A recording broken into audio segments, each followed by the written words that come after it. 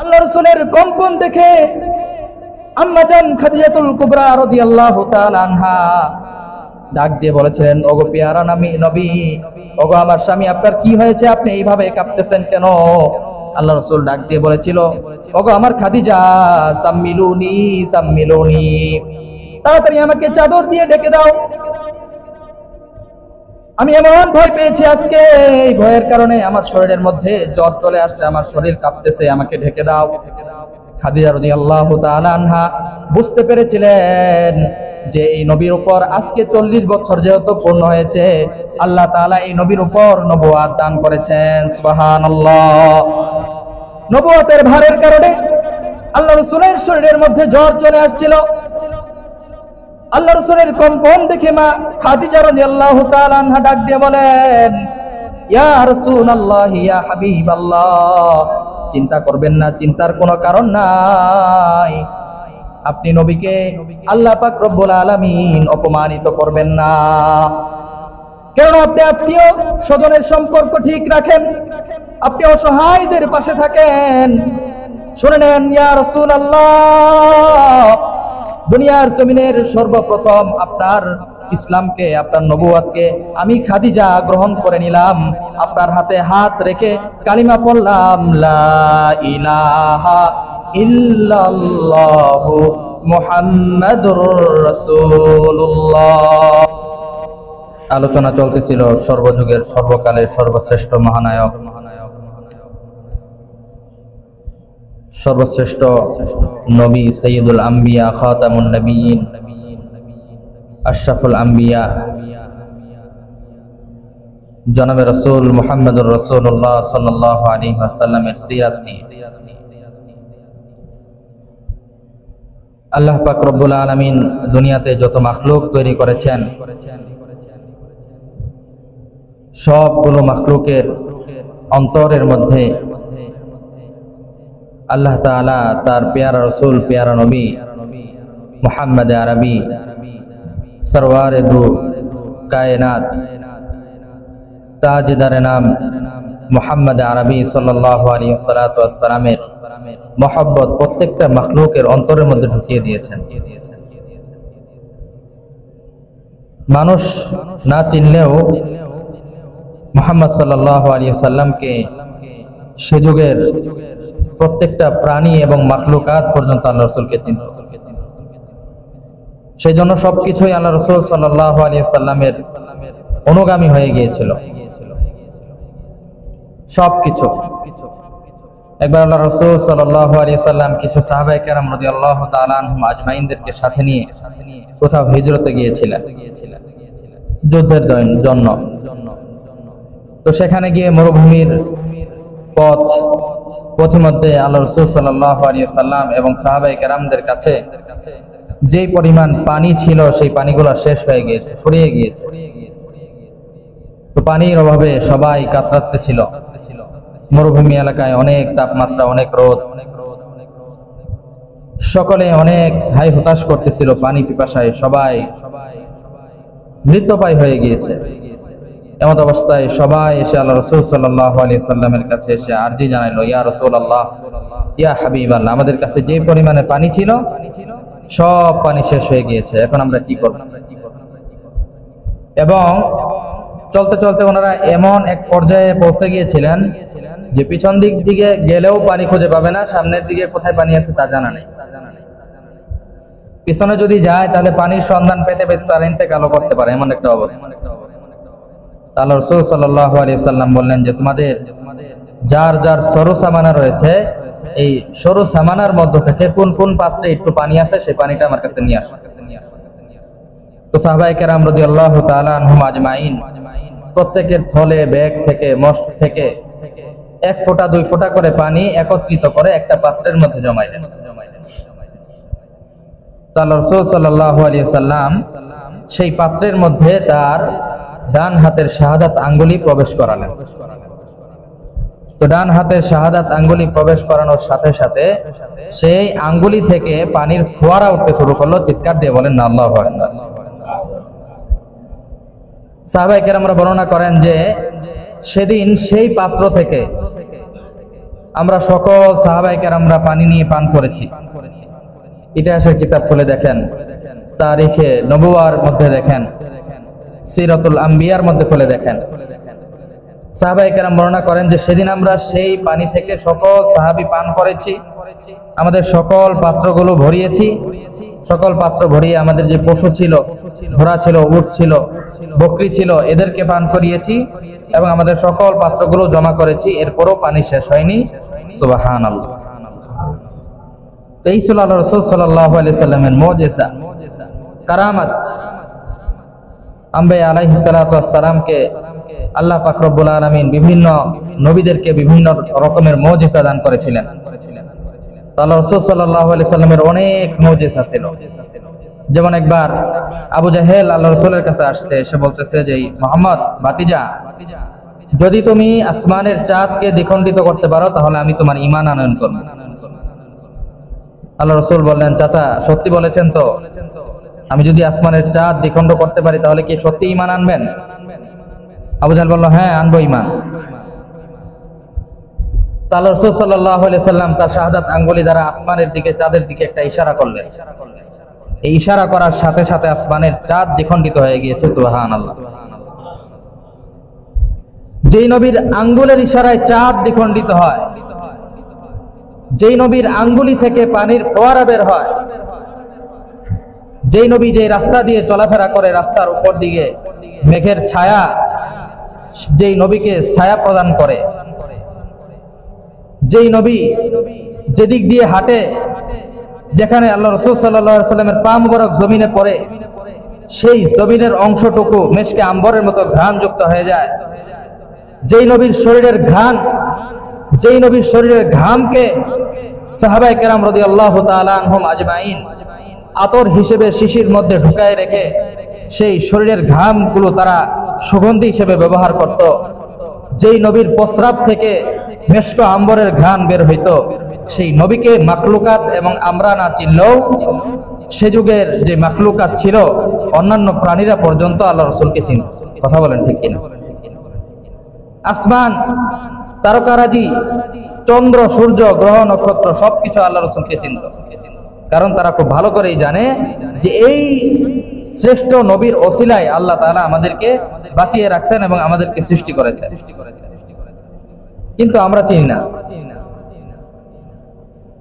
আমার শাইখ মুর্শিদ আল্লামা দেলওয়ার হুসাইন সাহেব দামাত বারাকাতুহুল আলিয়া একটা দৃষ্টান্ত দিয়ে থাকেন যে দুনিয়ার মধ্যে যারা কোরআন হাদিস নিয়ে থাকে,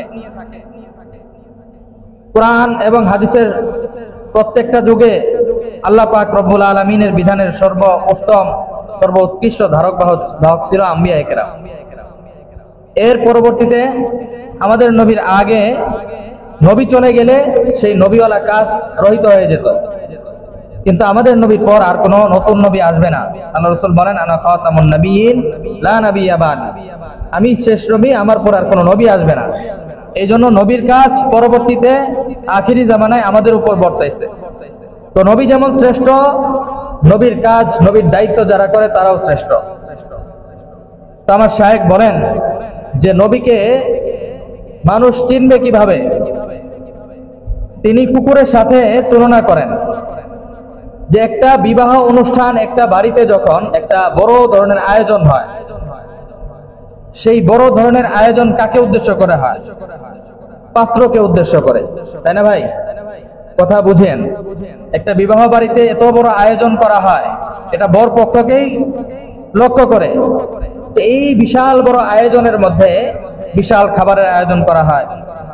তো এই বিশাল খাবারের মধ্যে থেকে বড় ধরনের একটা অংশ কুকুর বিড়ালদের জন্য বরাদ্দ থাকে। খাওয়া শেষে বিশাল বড় আকারে একটা ঝোঁটা হয়নি আমাদের বিবাহ সাদী অনুষ্ঠানের মধ্যে? এই বিশাল বড় ঝোঁটাটা কুকুর বিড়ালের জন্য বরাদ্দ থাকে। এরপরও কুকুরের দল যারা রয়েছে তারা তো বিবাহ অনুষ্ঠান দেখলে অনেকগুলা এসে জড়ো হয়ে যায়। তো অনেকগুলা জড়ো হওয়ার পরে সুযোগ পেলে সেই বরযাত্রীর উপরে হামলা করে। মানে সুযোগ পেলে বরযাত্রীকেও তারা কি করে না, ছাড় দেয় না। যদিও সেই বরযাত্রীর কারণেই আজকে তাদের রিজিকের ব্যবস্থা হয়েছে। কথা বলেন ঠিক কিনা? সেই বর যদি বিবাহ করতে না আসতো তাহলে এই খাবারের আয়োজন হইতো? হয়তো না, তাদের জন্য এই খাবার বরাদ্দ থাকতো না। তো ঠিক তেমনি ভাবে এই দুনিয়ার মধ্যে, এই পৃথিবীর মধ্যে আল্লাহ পাক রব্বুল আলামিন এখনো পর্যন্ত এই পৃথিবীর নিজামকে টিকিয়ে রাখছেন একদল মানুষের জন্য। বিশ্বাস করেন, সেই একটা দল যদি এই দুনিয়াতে না থাকতো তাহলে এই দুনিয়ার জমিন আল্লাহ তাআলা টিকায় রাখতেন না। সেই দল হলো আম্বিয়া আলাইহিমুস সালাতু ওয়াস সালামের দল, নবীগণদের দল। এবং নবীর পরবর্তীতে যেই জেনারেশন, যেই কওম, যেই গোত্র নবীওয়ালা কাজ করে, কোরআন হাদিস রাসূলের রেখে যাওয়া সুন্নাহর উপর অনুসরণ করে, রাসূলের সুন্নাহকে শিখায়, এই দলটার কারণে দুনিয়া টিকে আছে। অথচ আমরা দুনিয়ার অধিকাংশ মানুষ সেই দলটাকেই অবহেলিত, অপমানিত করে রাখি। সুযোগ পেলে কুকুরের মতো তাদেরকেও কাবড় দেই।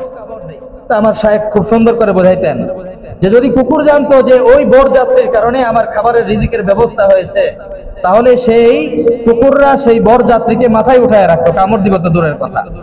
ঠিক তেমনি ভাবে দুনিয়ার সকল মানুষ যদি জানতো এই কথা যে নবী এবং নবীর ওয়ারিস যারা রয়েছে, উলামায়ে কেরাম, আম্বিয়ায়ে কেরামের ওয়ারিস, মাদ্রাসার উলামা তলাবা যারা রয়েছে, তো এদেরকে যদি চিনতো এবং জানতো যে এদের মাধ্যমে আল্লাহ তাআলা এখনো পর্যন্ত আমাদেরকে রিজিক দিতেছেন, তাহলে আলেম সমাজ, মাদ্রাসার উলামায়ে কেরাম ছাত্রদেরকে অসম্মান করবে তো দূরের কথা, তাদেরকে মাথার মুকুট হিসেবে ব্যবহার করবে।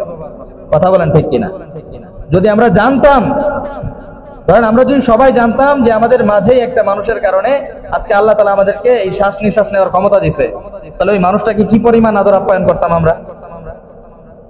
তো আল্লাহ রাসূল সাল্লাল্লাহু আলাইহি ওয়াসাল্লাম এমন একজন মহামানব ছিলেন যার ওসিলায় আল্লাহ পাক রব্বুল আলামিন পুরা কুল কায়নাতের সবকিছু সুন্দর করে নিজাম ঠিক রেখেছেন। সেই রাসূলের আদর্শ আজ আমাদের মাঝে নাই, সেই রাসূলের রেখে যাওয়া সুন্নাহ আমাদের মাঝে নাই। দাবি করতেছি শেষ নবীর উম্মত, কিন্তু সেই রাসূলের আদর্শ, সেই রাসূলের সুন্নাহ আমাদের মাঝে নাই। এজন্য আল্লাহ রাসূল সাল্লাল্লাহু আলাইহি ওয়াসাল্লাম ইরশাদ করেছেন যে কিয়ামতের ময়দানে, হাসরের দিন, আমি নবীর সুপারিশ ছাড়া একটা ব্যক্তিও জান্নাতে যেতে পারবে না। আর সেই হাসরের ময়দানে আল্লাহ রাসূল সাল্লাল্লাহু আলাইহি ওয়াসাল্লাম তাদেরকেই কেবল সুপারিশ করবেন যারা আল্লাহ রাসূলের সুন্নাহ এবং আদর্শ নিজের জীবনে বাস্তবায়ন করেছেন। আর যারা আদর্শ বাস্তবায়ন করেননি, আল্লাহ রাসূল তাদের জন্য সুপারিশ করবেন না। আল্লাহ রাসূল সবার জন্য সুপারিশ করতে চাইবেন, কিন্তু ফেরেশতারা এসে একটা পর্দা ঝুলিয়ে দিবেন। আল্লাহ রাসূল বলবেন, কি ব্যাপার, আমার উম্মত কি শেষ হয়ে গিয়েছে? জিবরাইল আমিন আলাইহিস সালাতু ওয়াস সালাম বলবেন যে না, আপনার উম্মত শেষ হয়নি, আপনার উম্মতের 4 ভাগের 1 ভাগও এখনো শেষ হয়নি। কিন্তু তারা হলো ওই সমস্ত উম্মত যারা আপনার সুন্নাহকে আঁকড়ে ধরে নাই, যারা আপনার আদর্শকে বাস্তবায়ন করে নাই, বরং তারা নিজেদের মন মতো চলেছে, শয়তানের ওয়াসওয়াসায়, শয়তানের দেখানো পথে এবং ইহুদি খ্রিস্টান নাসারা বুদ্ধদের দেখানো পথে তাদের আদর্শ অনুযায়ী জীবন পরিচালনা করেছে। আল্লাহ রাসূল বলবেন, সুহকান সুহকান, দূর হও দূর হও, তোমাদের জন্য আমি রাসূলের কোনো সুপারিশ নাই। নাউযুবিল্লাহ। রাসূল সেদিন যদি সুপারিশ না করেন, তাহলে আমার আপনার জন্য জাহান্নাম ছাড়া আর কোনো উপায় নাই। তো আসতেছে এই কিছুদিন পরেই আমাদের সমাজের মধ্যে আমাদের অন্য ধর্মীয় ভাইদের একটা অনুষ্ঠান আসতেছে, যেটাকে বলে পূজার অনুষ্ঠান। দেখবেন এই পূজার অনুষ্ঠানের মধ্যে মুসলমানদের আদর্শ এবং মুসলমানদের কি অবস্থা হয়। আল্লাহ পাক রব্বুল আলামিন কালামুল্লাহ শরীফের মধ্যে বলেন, কুল ইয়া আইয়ুহাল কাফিরুন, ওগো আমার পেয়ারা নবী, মানুষগুলো এসে আপনাকে আরজ জানাবে, আপনাকে বলবে, ওগো আল্লাহর রাসূল, আমরা কি বিধর্মীদের অনুষ্ঠানে যেতে পারবো কিনা, তাদের অনুষ্ঠান পালন করতে পারবো কিনা? আপনি বলে দেন, কুল ইয়া আইয়ুহাল কাফিরুন, হে কাফেরের দল, হে বিধর্মীদের দল, লা আ'বুদু মা তা'বুদুন, আপনি তাদেরকে বলে দেন, তোমরা যেই সমস্ত উপাসনা করো, যেই সমস্ত মূর্তিগুলার পূজা করো, আমি নবী সেগুলোর ইবাদত করি না। লা আ'বুদু মা তা'বুদুন, তোমরা যেগুলোর ইবাদত করো আমরা সেগুলোর ইবাদত করি না। আমরা ইবাদত করি একমাত্র কার? কথা বলেন ভাই, কার ইবাদত করি? আল্লাহর ইবাদত করি, এক আল্লাহ, যার কোনো শরীক নাই, যার কোনো সন্তানাদি নেই। কুল হুয়াল্লাহু আহাদ, সেই খোদা, সেই প্রভু একমাত্র এক, অদ্বিতীয়, তার কোনো শরীক নেই। লাম ইয়ালিদ ওয়া লাম ইউলাদ, তিনি কাউকে জন্ম দেন না, তাকেও জন্ম দেওয়া হয়নি। এক খোদার ইবাদত আমরা করি, একাধিক খোদার ইবাদত আমরা করি না। তো সামনে আসতেছে পূজা, সেই পূজাকে কেন্দ্র করে দেখবেন হিন্দু ভাইয়েরা তাদের ধর্ম পালন করবে, এটা আমাদের কোনো বাধা নিষেধ নাই। যার যার ধর্ম শেষে পালন করবে। ইসলাম কখনো এই শিক্ষা দেয় না যে তাদের ধর্ম পালন করার ক্ষেত্রে বাধা দাও, না, এই কথা ইসলাম বলে না। লাকুম দীনুকুম ওয়ালিয়া দীন, তাদের জন্য তাদের ধর্ম, আমাদের জন্য আমাদের ধর্ম। এখন সমাজের কিছু মানুষ রয়েছে যারা বলবে, আরে ধর্ম যার যার উৎসব সবার। কি বলে ভাই? ধর্ম যার যার উৎসব সবার। ভাই, ধর্ম যার যার উৎসব যদি সবার হয়ে থাকে, তাহলে আমাদের ধর্মের কোনো অনুষ্ঠানে আমার হিন্দু ভাইদের, আমার বৌদ্ধ ভাইদের, আমার খ্রিস্টান ভাইদের কি দেখতে পান? আমরা জুমার দিন জুমার নামাজ পড়তে আসছি, কোন হিন্দু ভাই আসছে জুমার নামাজ আদায় করতে? কথা বলেন, কথা বুঝতেছেন না আমার? আসে, তারা মসজিদে আসে, আমাদের ঈদে শরিক হয়, কোরবানিতে শরিক হয়। তাহলে আমরা কেন পূজাতে যাব? পূজার আয়োজনে, পূজার অনুষ্ঠানে তারা গান বাদ্য করে, গান বাজনা করে, সেখানে নাচানাচি হয়, বেগানা নারীরা থাকে সেখানে, সেখানে আমাদের মুসলমানদের ভিড়, গিয়ে দেখেন কি অবস্থা। কেন ভাই? আপনার ভিতরে আত্মমর্যাদা নেই, আত্মগৌরব আপনার মধ্যে নেই। আপনি মুসলমান, আপনি মুমিন, আপনি ইমানদার, রাসূলের আদর্শ আপনার মধ্যে আছে।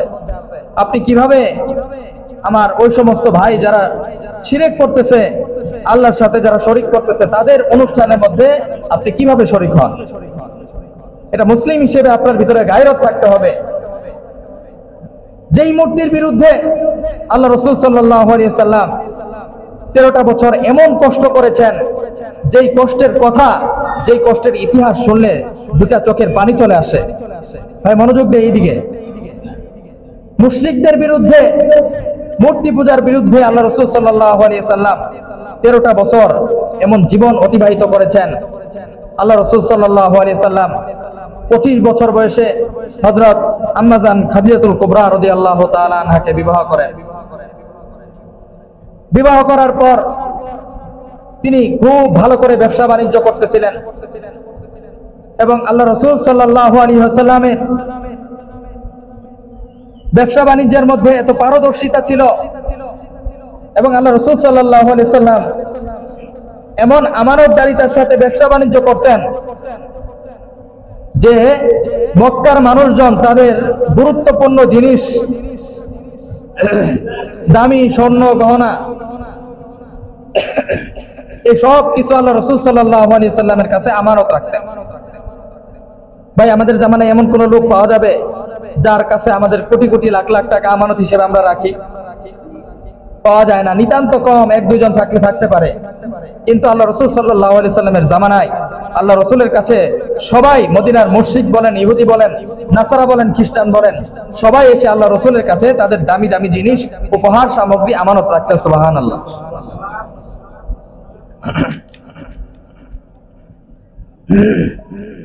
একটা মানুষ কি পরিমাণ আমানতদার হলে বিধর্মীরা পর্যন্ত তার কাছে এসে আমানত রাখতে পারে? আল্লাহ রাসূল সাল্লাল্লাহু আলাইহি ওয়াসাল্লামকে সকলে মিলে, মক্কার সকল কাফেরের দল, মুশরিকের দল, সবাই মিলে আল্লাহ রাসূলের একটা উপাধি দিয়ে দিলেন। সেই উপাধি হলো আল আলামিন। কি উপাধি ভাই? আল আলামিন, অর্থাৎ বিশ্বস্ত। আল আমিন অর্থ কি ভাই? বিশ্বস্ত লোক। এর উপরে কোনো বিশ্বস্ত লোক হয় না। আল্লাহ রাসূলকে সবচেয়ে বেশি বিশ্বস্ত তারা ভাবত, মনে করত। তো 25 বছর বয়স হয়ে গেল, এর মধ্যে আল্লাহ রাসূল সাল্লাল্লাহু আলাইহি ওয়াসাল্লামের আম্মা জান খাদিজা রাদিয়াল্লাহু তাআলা আনহার গর্ভ থেকে কয়েকজন সন্তান জন্মগ্রহণ করলো। কাসেম, ছেলেদের মধ্য থেকে কাসেম, এবং মেয়েদের মধ্য থেকে রুকাইয়া, উম্মে কুলসুম, যায়নাব এবং ফাতেমা রাদিয়াল্লাহু তাআলা আনহা। এই 4-5 জন সন্তান আল্লাহ রাসূলের জন্মগ্রহণ করলো। ছেলে সন্তানটা শিশু অবস্থায় আবার ইন্তেকাল করে। মেয়ে সন্তানদের মাঝে সবাই বড় হয়েছিল, কেউ কেউ ইন্তেকাল করেছেন। হযরত ফাতেমা রাদিয়াল্লাহু তাআলা আনহা রাসূল সাল্লাল্লাহু আলাইহি সাল্লামের ইন্তেকাল পর্যন্ত জীবিত ছিলেন। রাসূলের ইন্তেকালের পরেও তিনি জীবিত ছিলেন, এরপরে ইন্তেকাল করেন। ফাতেমা রাদিয়াল্লাহু তাআলা আনহার থেকে আল্লাহ রাসূলের মেয়ের থেকে বংশ বিস্তার হয়, হাসান হুসাইন। এরপর হাসান হুসাইন থেকে এদিকে চলে আসে। তো যাই হোক, আল্লাহ রাসূলের সন্তান হইল, বয়স 25 পেরিয়ে 26 চলতেছে। এমন অবস্থাতে একবার মক্কা নগরীর মধ্যে কাবা শরীফের মধ্যে যে হজরে আসওয়াদ পাথরটা, এই পাথরটা কাবা শরীফ থেকে ছুটে যায়। আর ওই জামানার মানুষজন যে যেটাই করুক, মূর্তি পূজা করুক বা যেটাই করুক, তারা কাবাকে খুব বেশি সম্মান করত। কারণ কাবা হলো এমন একটা ঘর, যে ঘরকে আল্লাহ পাক রব্বুল আলামিন আদম আলাইহিস সালামের মাধ্যমে নির্মাণ করিয়েছিলেন। সুবহানাল্লাহ। আদম আলাইহিস সালাম পৃথিবীর সর্বপ্রথম মানব। এটা আজ থেকে 100-200 বছরের কাহিনী না, অনেক অনেক কোটি কোটি লাখ লাখ বছর আগের কাহিনী। আদম আলাইহিস সালাম থেকে নিয়ে শুরু করে প্রত্যেকটা নবী এই ঘরকে সম্মান করেছেন। মুশরিকরা পর্যন্ত এই ঘরকে সম্মান করত। তো এই পাথর নির্মাণ করবে, এই পাথর পুনরায় সেই কাবা ঘরে স্থানান্তর করবে, এই নিয়ে মক্কার গোত্রের মধ্যে মারামারি লেগে গেল, দ্বন্দ্ব। এই দামি কাজটা কে করবে, কোন গোত্র করবে? মানে যেই গোত্র এই কাজটা করবে তার তো অনেক নাম হয়ে যাবে। পুরো পৃথিবী থেকে মানুষজন আসে এই কাবা ঘর তওয়াফ করে, তাদের একটা নাম হয়ে যাবে। যেমন হাজ্জাজ বিন ইউসুফ তার শাসন আমলে মক্কা শরীফ পুনর্নির্মাণ করেছিল। এরকম কয়েকবার যারা যারা রাজা বাদশাহ হয় তারাই তো চায় যে কাবা ঘরের মধ্যে আমি একটু কি করি, নতুন করে কাজ করি। তো যাই হোক, বর্তমানে কাবা ঘরের মধ্যে নতুন করে কাজ করার যে প্রথা, এটা বন্ধ হয়ে গিয়েছে। তো এই পাথর কে নির্মাণ করবে, এই নিয়ে দ্বন্দ্ব বেজে গেল। সবাই মিলে পরামর্শ করলো, এই মসজিদে নববীর গেট দিয়ে সর্বপ্রথম যে ব্যক্তি আসবে, সেই ব্যক্তি আমাদের মাঝে ফয়সালা করে দিবে যে এই কাবা ঘরের হযরত আসওয়াদ পাথর কে নির্মাণ করবে। তো ঘটনাক্রমে আল্লাহ পাক রব্বুল আলামিন সেই মসজিদে নববীর গেট দিয়ে আল্লাহ রাসূল সাল্লাল্লাহু আলাইহি সাল্লামকে সর্বপ্রথম ঢোকালেন। সুবহানাল্লাহ। সবাই দেখে আশ্চর্য হয়ে গেলেন এবং জোরে আওয়াজ দিয়ে বলতে লাগলেন, আল্লাহু আকবার, এটা তো আলামিন। আলামিন আসছে, বিশ্বস্ত মানুষ আসছে। এই মানুষকেই তো আমরা মনে মনে চাচ্ছিলাম, উনি একমাত্র পারবে আমাদের ঝামেলার নিরসন করতে, অন্য কেউ পারবে না। তো আল্লাহ রাসূল সাল্লাল্লাহু আলাইহি সাল্লাম আসলেন, এসে বললেন যে বড় একটা চাদর আনেন। বড় একটা চাদর এনে, ওই সময় আরবের মধ্যে 4টা বড় বড় গোত্র ছিল, বনি মুস্তালিক, বনি কাইনুকা, এরকম বনু তামিম, এরকম 4টা গোত্র ছিল। আল্লাহ রাসূল বলল যে 4 গোত্রের প্রধান নেতারা যারা রয়েছেন, এই চাদরের 4 কোণায় ধরেন। 4 কোণায় ধরে হযরত আসওয়াদ পাথরকে সেই কাবা ঘরের সাইডে নিয়ে যান। সেখানে নিয়ে যাওয়া হলো। আল্লাহ রাসূল সাল্লাল্লাহু আলাইহি সাল্লাম নিজ হাতে সেই পাথরকে কাবা ঘরের মধ্যে নির্মাণ করে দিলেন। সুবহানাল্লাহ। ভাই, এই হযরত আসওয়াদ এটা কিসের পাথর? দুনিয়ার কোনো আমরা যে সমস্ত পাথর দেখি এগুলো পাথর নাকি? না ভাই, হযরত আসওয়াদ হলো জান্নাতি পাথর। সুবহানাল্লাহ। এই হযরত আসওয়াদকে আল্লাহ পাক রব্বুল আলামিন জান্নাত থেকে দুনিয়ার জমিনে পাঠিয়েছেন। এই হযরত আসওয়াদের বৈশিষ্ট্য হলো, কোন ব্যক্তি যদি ঈমানের সাথে, ইখলাসের সাথে এই হযরত আসওয়াদকে সম্মান প্রদর্শন করে, হযরত আসওয়াদকে চুম্বন করতে পারে, তাহলে আল্লাহ পাক রব্বুল আলামিন তার জিন্দেগীর গুনাহ খাতাগুলো মাফ করে দেন। সুবহানাল্লাহ। তো হযরত আসওয়াদ স্থানান্তর করা হলো। এরপর আল্লাহ রাসূল সাল্লাল্লাহু আলাইহি সাল্লাম এইভাবে আল আমিন উপাধি নিয়ে মক্কার মধ্যে চলাফেরা করতেছিলেন। সবাই আল্লাহ রাসূলকে সম্মান করে, যে কোনো কাজে আল্লাহ রাসূলকে নেতা মানে। তো এইভাবেই আল্লাহ রাসূল সাল্লাল্লাহু আলাইহি সাল্লাম নিজের ব্যবসা বাণিজ্যের মধ্যে নিয়োজিত ছিলেন। এভাবে 10টা বছর কেটে যায়, 25 থেকে 10 বছর। এবং এইভাবে চলতে চলতে আল্লাহ রাসূল সাল্লাল্লাহু আলাইহি সাল্লামের বয়স তখন 29 বছর বয়সে পদার্পণ হয়। আল্লাহ রাসূল সাল্লাল্লাহু আলাইহি সাল্লাম ব্যবসা বাণিজ্য করতে করতে যখন দেখলেন যে আরবের অবস্থা খুব বেশি একটা ভালো না, মানুষগুলোর মধ্যে জাহালাত, কাবা ঘরের মধ্যে মূর্তি ঢুকিয়ে সেই মূর্তি পূজা করে। 360টা মূর্তি তারা প্রবেশ করিয়েছে, মূর্তির পূজা করে। কেউ আগুনের পূজা করে, কেউ পাথরের পূজা করে, কেউ আবার নিজেই মাটি দ্বারা মূর্তি তৈরি করে সেই মূর্তির পূজা করে। মন চাইলে আবার সেই মাটি ভেঙে ফেলে দেয়, নদীতে ভাসিয়ে দেয়। আল্লাহ রাসূল সাল্লাল্লাহু আলাইহি সাল্লাম এই সমস্ত এগুলো দেখে তিনি সহ্য করতে পারলেন না। তার আর ভালো লাগে না, সমাজের মধ্যে চলাফেরা করতে তার আর ভালো লাগে না। আল্লাহ রাসূল সাল্লাল্লাহু আলাইহি সাল্লাম চলে গেলেন নির্জন এলাকায়, যেটাকে গারে হেরা বলা হয়। হেরা পর্বত যারা হজ করেছেন তারা জানেন সমতল জায়গা থেকে কত উপরে অবস্থিত, পাহাড়ের পাদদেশে হেরা পর্বত। সেই হেরা পর্বতের মধ্যে আল্লাহ রাসূল সাল্লাল্লাহু আলাইহি সাল্লাম চলে গেলেন। লোকালয়ে আল্লাহ রাসূলের ভালো লাগে না, সেখানে গিয়ে একান্ত আল্লাহ পাক রব্বুল আলামিনের ধ্যানে মগ্ন হয়ে গেলেন। সেখানে গিয়ে জিকির আজগার করেন, সেখানে গিয়ে আল্লাহ তাআলার সাথে তিনি কথোপকথন করেন, তিনি লোকালয়ে আসেন না। আশ্চর্য হবেন, আল্লাহ রাসূল সাল্লাল্লাহু আলাইহি সাল্লাম যাওয়ার সময় মুষ্টিমে কিছু শুকনা খাবার নিয়ে সেই হেরা পর্বতে উঠতেন, এবং যখন 3 দিন 5 দিন 7 দিন চলে যেত, তখন আম্মাজান হযরত খাদিজাতুল কুবরা রাদিয়াল্লাহু তাআলা আনহা একজন মহিলা মানুষ পায়ে হেঁটে সেই হেরা পর্বতে উঠতেন, আল্লাহ রাসূলের জন্য খাবার নিয়ে যেতেন। আল্লাহু আকবার। ইসলামের সবচেয়ে বেশি উপকার যদি কেউ করে থাকে তাহলে সেই ব্যক্তি হলো আম্মাজান হযরত খাদিজাতুল কুবরা রাদিয়াল্লাহু তাআলা আনহা। ইসলামের সবচেয়ে বেশি উপকার করেছেন। নারীদের মধ্যে মহিয়সী নারী তিনিই ছিলেন। তার উপকারের কথা মুসলমানরা জীবনে কোনোদিন ভুলতে পারবে না। তার মাধ্যমে ইসলাম আমাদের পর্যন্ত আসছে। হেরা পর্বতে গিয়ে আল্লাহ রাসূলকে খাবার দিয়ে আসতেন, সেই খাবার নিয়ে আল্লাহ রাসূল আবারও সেখানে ইবাদত বন্দেগী করতেন। এইভাবে যেতে যেতে যেতে যেতে যখন 40 বছর বয়সে পদার্পণ করলেন, তখন আল্লাহ পাক রব্বুল আলামিন একদিন হঠাৎ করে আল্লাহ রাসূল সাল্লাল্লাহু আলাইহি সাল্লাম তাকায় দেখেন যে পূর্ব আকাশ থেকে পশ্চিম আকাশ, দক্ষিণ থেকে পশ্চিম, পুরো আকাশটা একটা মানে মেঘের মতো একটা কি যেন ঢেকে গেল। আল্লাহ রাসূল তাকিয়ে দেখতেছেন যে আসমান থেকে বিশাল আকৃতির একটা পাখির মতো ডানা, এমন ডানা যেই ডানা মানে যেদিকে তাকাচ্ছেন আল্লাহ রাসূল সেদিকেই যাচ্ছে।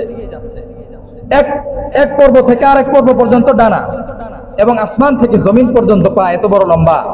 সুবহানাল্লাহ। রাসূল সাল্লাল্লাহু আলাইহি সাল্লাম দেখে আশ্চর্য হয়ে গেলেন, কিছুটা ভয় পেলেন। তো সেই লোকটা আস্তে আস্তে আল্লাহ রাসূল সাল্লাল্লাহু আলাইহি সাল্লামের কাছে আসলেন। কাছে আসার পর তিনি মানুষের আকৃতি ধারণ করলেন। মানুষের আকৃতি ধারণ করে আল্লাহ রাসূল সাল্লাল্লাহু আলাইহি সাল্লামের কাছে এসে বললেন, ইকরা ইয়া মুহাম্মদ, হে মুহাম্মদ আপনি পড়ুন। আল্লাহ রাসূল সাল্লাল্লাহু আলাইহি সাল্লাম এমনি তো ভয় পেয়েছেন।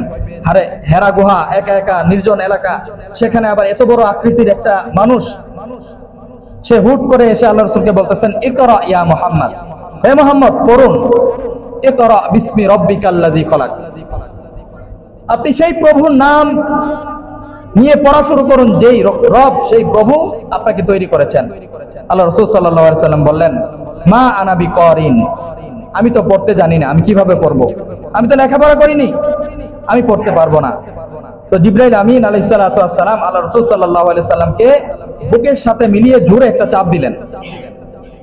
আল্লাহ রাসূল সাল্লাল্লাহু আলাইহি সাল্লাম পরবর্তীতে বর্ণনা করেছেন যে জিবরাইল ওই দিন আমাকে এমন একটা চাপ দিয়েছিল, যেই চাপের কারণে আমার কাছে মনে হয়েছিল যে আমার পাঁজরের যে হাড়গুলো, এই হাড়গুলো মনে হয় ভেঙে টুকরো টুকরো হয়ে গিয়েছে, এত জোরে চাপ দিয়েছিল। এই জন্য এই হাদিস থেকেই বলা হয় যে কোরআনের এলেম, কোরআন হাদিসের এলেম, এটা শাস্তি ছাড়া হয় না। শাস্তি ছাড়া কোরআন হাদিসের এলেম ভিতরে ঢোকে না। এই জন্য দেখবেন মাদ্রাসাগুলোতে এখনো পর্যন্ত এই শাস্তির প্রথা চালু আছে। হেফজখানায় গিয়ে দেখেন পিটা ছাড়া ছাত্ররা কোরআন মুখস্থ করতে পারে না, পিটা দিতে হয়। স্বয়ং যার উপর কোরআন নাজিল হয়েছে তাকেই কি করেছিল? জিবরাইল আলাইহিস সালাতু ওয়াস সালাম জোরে চাপ দিয়েছিল। এই চাপের কারণে আল্লাহ রাসূল সাল্লাল্লাহু আলাইহি সাল্লাম সাথে সাথে পড়া শুরু করেছিলেন। সুবহানাল্লাহ। তখন জিবরাইল আলাইহিস সালাতু ওয়াস সালাম সূরা আলাকের শুরুর দিকে কয়েকটা আয়াত তিনি তেলাওয়াত করেছিলেন। তার তেলাওয়াত শুনে শুনে আল্লাহ রাসূলও তেলাওয়াত করেছিলেন, ইকরা বিসমি রাব্বিকাল্লাযী খলাক। আল্লাহ রাসূল সাল্লাল্লাহু আলাইহি ওয়াসাল্লাম সেদিন কুরআনুল কারীম তেলাওয়াত করা আরম্ভ করে দিয়েছিলেন। সেদিনের পর থেকে জিবরাইল আলাইহিস সালাম একে একে সেই নবুয়াতের 40 বছরের পর থেকে 63 বছর পর্যন্ত যখন যে আয়াত, যে বিধান অবতীর্ণ করার প্রয়োজন, তখন সাথে সাথে আল্লাহ তাআলার পক্ষ থেকে আল্লাহ রাসূলের কাছে সেই কোরআনের আয়াত অবতীর্ণ করতেন। সুবহানাল্লাহ। সেই কোরআনের বিধানগুলো আল্লাহ রাসূল সাল্লাল্লাহু আলাইহি ওয়াসাল্লাম আমাদের মাঝে বাস্তবায়ন করে গিয়েছেন। 40 বছরের পর থেকে দীর্ঘ 13টা বছর মক্কার মধ্যে আল্লাহ রাসূল সাল্লাল্লাহু আলাইহি ওয়াসাল্লাম হারে সেই হেরা গুহা থেকে সেই আল্লাহ রাসূল থরথর করে কাঁপতেছিলেন। আল্লাহ রাসূলের কম্পন দেখে আম্মা জান খাদিজাতুল কুবরা রাদিয়াল্লাহু তাআলা আনহা ডাক দিয়ে বলেছিলেন, ওগো পেয়ারা নবী, ওগো আমার স্বামী, আপনার কি হয়েছে? আপনি এইভাবে কাঁপতেছেন কেন? আল্লাহ রাসূল ডাক দিয়ে বলেছিল, ওগো আমার খাদিজা, সাম্মিলুনি সাম্মিলুনি, তাড়াতাড়ি আমাকে চাদর দিয়ে ঢেকে দাও। আমি এমন ভয় পেয়েছি আজকে, এই ভয়ের কারণে আমার শরীরের মধ্যে জ্বর চলে আসছে, আমার শরীর কাঁপতেছে, আমাকে ঢেকে দাও। খাদিজা রাদিয়াল্লাহু তাআলা আনহা বুঝতে পেরেছিলেন যে এই নবীর উপর আজকে 40 বছর যেহেতু পূর্ণ হয়েছে, আল্লাহ তাআলা এই নবীর উপর নবুয়ত দান করেছেন। সুবহানাল্লাহ। নবুয়তের ভারের কারণে আল্লাহ রাসূলের শরীরের মধ্যে জ্বর চলে আসছিল।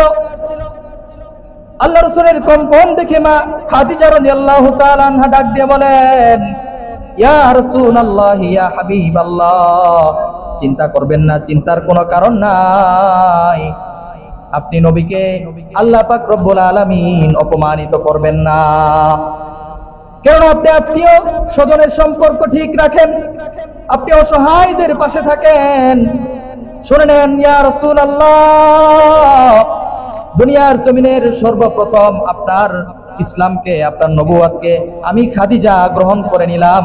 আপনার হাতে হাত রেখে কালিমা পড়লাম, লা ইলাহা ইল্লাল্লাহু মুহাম্মাদুর রাসূলুল্লাহ সাল্লাল্লাহু আলাইহি সাল্লাম। আম্মা জান খাদিজাতুল কুবরা রাদিয়াল্লাহু তাআলা আনহা ইসলাম ধর্ম গ্রহণ করলেন আল্লাহ রাসূলের হাতে সেদিন। এরপর থেকে আল্লাহ রাসূল গোপনে 3টা বছর পর্যন্ত গোপনে গোপনে ইসলামের দাওয়াত দিয়েছেন। ইসলামের বড় বড় শত্রুরা ছিল, আল্লাহ রাসূলের চাচা ছিল, আল্লাহ রাসূলের আত্মীয় স্বজনদের মধ্যেই বড় বড় আবু জাহেল মার্কা লোক ছিল।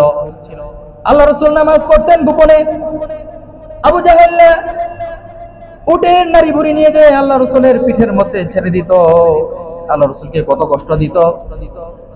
নবুয়তের পর থেকে 13টা বছর মক্কার জিন্দেগি।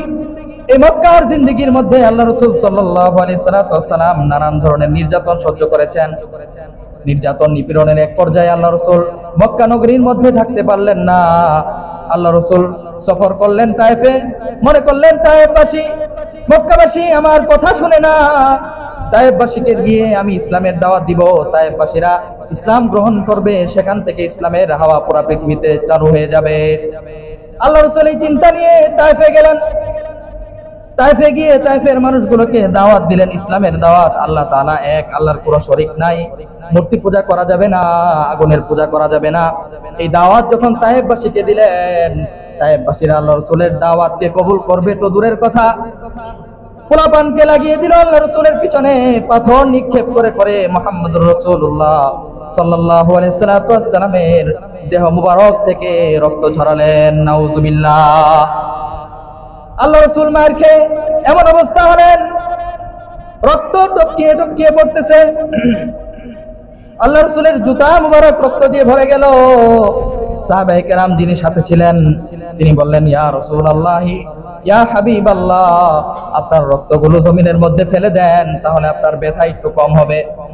প্যারা রাসূল রাহমাতুল লিল আলামিন ডাক দিয়ে বললেন, ওগো আমার পেয়ারা সাহাবী, আমি নবীর রক্ত যদি, এক ফোঁটা রক্ত যদি জমিনের মধ্যে পড়ে, তাহলে এই জমিনের মধ্যে কিয়ামতের আগ পর্যন্ত আর কোনো উদ্ভিদ জন্ম নিবে না। তায়েফের মানুষগুলো আমাকে আঘাত করেছে, আমার রক্ত ঝরিয়েছে, কিন্তু আমি রহমত হিসেবে দুনিয়ার জমিনে অবতীর্ণ হয়েছি। আমি তাদের জন্য এই কাজ কখনো করতে পারি না। যদি এখানে ফসল উৎপন্ন না হয়, এই তায়েফের পরবর্তী মানুষগুলো কি খেয়ে বাঁচবে? চিৎকার দিয়ে বলেন না আল্লাহু আকবার। যেই নবী মায়ের খেয়েও রক্ত ঝরিয়েও উম্মতের জন্য টেনশন করেন, উম্মত পরবর্তীতে কি খাবে সেই টেনশন করেন, সেই নবীর আদর্শ ছেড়ে দিয়ে আজকে আমরা বিজাতীয় আদর্শ নিয়ে পড়ে আছি। কথা বলেন ঠিক কিনা? এই মূর্তির বিরুদ্ধে, মুশরিকদের বিরুদ্ধে আল্লাহ রাসূল সাল্লাল্লাহু আলাইহি সাল্লাম 13টা বছর এমন যুদ্ধ করলেন, যে যুদ্ধ তার আপন চাচাদের সাথে, নিকটাত্মীয়দের সাথে যুদ্ধ করে আল্লাহ রাসূল সাল্লাল্লাহু আলাইহি সাল্লাম শেষ পর্যন্ত মক্কা নগরীর মধ্যেই টিকতে পারলো না। তার আত্মীয় স্বজনগুলো এক সময় তাকে আল আমিন মনে করত। হ্যাঁ, তাকে কি পরিমাণ মহব্বত করত, কিন্তু যখন আল্লাহর কথা বলছে, নবুয়ত পাওয়ার পর কালিমার কথা বলছে, মূর্তি পূজা ছেড়ে দিতে বলছে, তখন ওই মানুষগুলোই আল্লাহ রসুলের এমন বিরোধী হয়ে গিয়েছে যে আল্লাহ রসুলকে তারা মক্কা নগরীকে থাকতে দেয় নাই, বরং আল্লাহ রসুলকে তারা মক্কা থেকে তাড়িয়ে মদিনায় হিজরত করতে বাধ্য করেছে। সেই নবী 13টা বছর মক্কা নগরীর মানুষদের সাথে যুদ্ধ করে আমাদের জন্য মূর্তির বিরুদ্ধে যুদ্ধ করে গিয়েছেন। আর আজ আমরা এই বর্তমান জামানায় এসে আমরা আমাদের হিন্দু ভাইদের পূজার সময় যখন চলে আসে, তখন সেই পূজার মধ্যে হুমড়ি খেয়ে পড়ি। কথা বলেন ঠিক কিনা? তাহলে করা যাবে? পূজার মধ্যে অংশগ্রহণ করা যাবে? পূজার মধ্যে অংশগ্রহণ করা যাবে না। আমাদের বিজাতীয় ধর্মীয় বিধর্মীদের যে সমস্ত অনুষ্ঠান রয়েছে, ওই সমস্ত অনুষ্ঠানে আমাদের অংশগ্রহণ করা যাবে না। তাহলে আল্লাহ রসুল নারাজ হয়ে যাবেন, আল্লাহ তাআলা নারাজ হয়ে যাবেন, আমাদেরকে মৃত্যুর পর জাহান্নামে যেতে হবে। আল্লাহ পাক রব্বুল আলামিন আমাদেরকে সহিহ বুঝে আমল করে উভয় জাহানে ধন্য হওয়ার তৌফিক দান করুক। সকলে বলেন আমিন।